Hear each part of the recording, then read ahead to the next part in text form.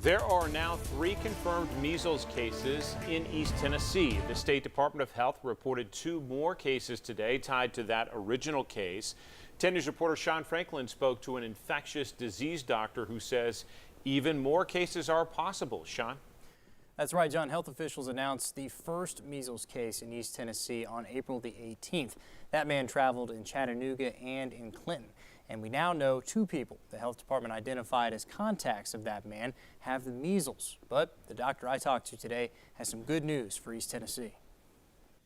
It's grown from just 1 to 3. And doctors say they may not be the last measles cases we hear about in East Tennessee. We may not have seen the end of this current outbreak yet. Dr. Mark Rasnick specializes in infectious diseases at UT Medical Center. It could be several weeks before we know this outbreak has ended. If we don't see any more cases after today, it would still be a few more weeks before we know for sure it's over. Rasnick says that's because of the virus's incubation period, the time between when it enters your body and when you start seeing symptoms. The flu virus only has an incubation period of a couple days from the time you're exposed until you get sick.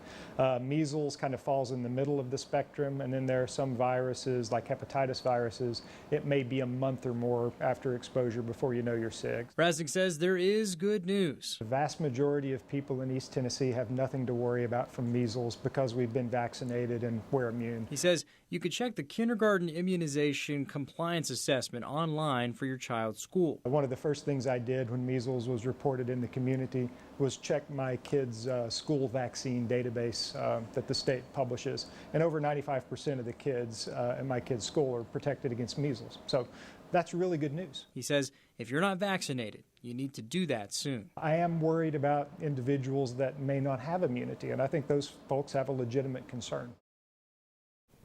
Rasnick says if you don't know if you're vaccinated, your doctor can check for you. And if you want to take a look at your child's school immunization records, we have that link online at WBIR.com. Guys. Sean Franklin with the update. Thank you.